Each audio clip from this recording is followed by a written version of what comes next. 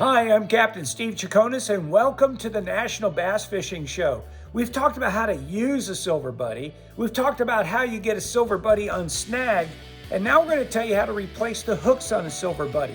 You can sharpen them as you go along, but eventually the hook will break maybe, or bend, or get so dull you need to replace the hook. Well, how do you do it? Well, you don't use split rings. Split rings allow the hooks to kind of tangle each other. Also, they change the action of the bait a little bit, but more importantly, they change the sound. The ringing of those hooks dangling against that stainless steel or metal will cause a ringing or a sound that the fish will key in on. So here's how we're going to do it.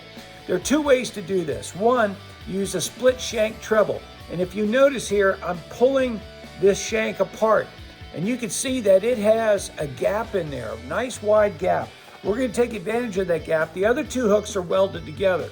We're going to take this hook, put it through the belly hook here. We can use either one we want, and you can just pull it and snap it, and it goes into place. Or you could use pliers, and when you do this, you want to grab the double part of it, grab a hold of them, and hold on to the body of the bait. That way you won't get hooked. Believe me, I'm talking from experience.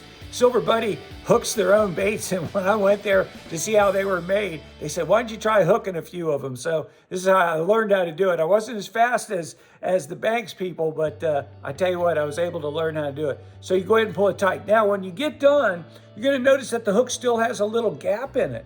There's a little gap, right? Oh, let's see if we can make that show up for you. There we go. Got that little gap right in there. Well, you can close that gap by squeezing the eye of the hook.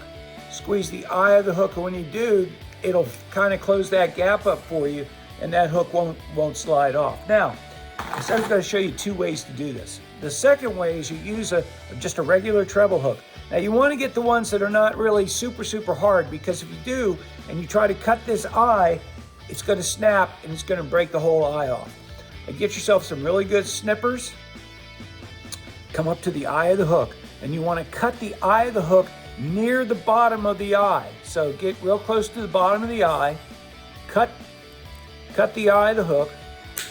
Okay, you heard that cut. Now, it's not open yet, but this is where I'm going to use my pliers. I'm going to grab the eye of the hook, and I'm going to rotate it so that that gap opens up a good ways, so I can get, see that opening there?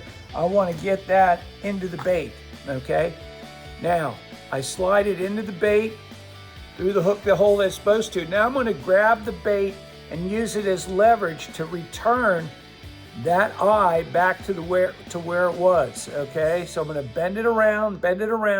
If I can't get it to totally bend around, I'll get some pliers to kind of help me the rest of the way.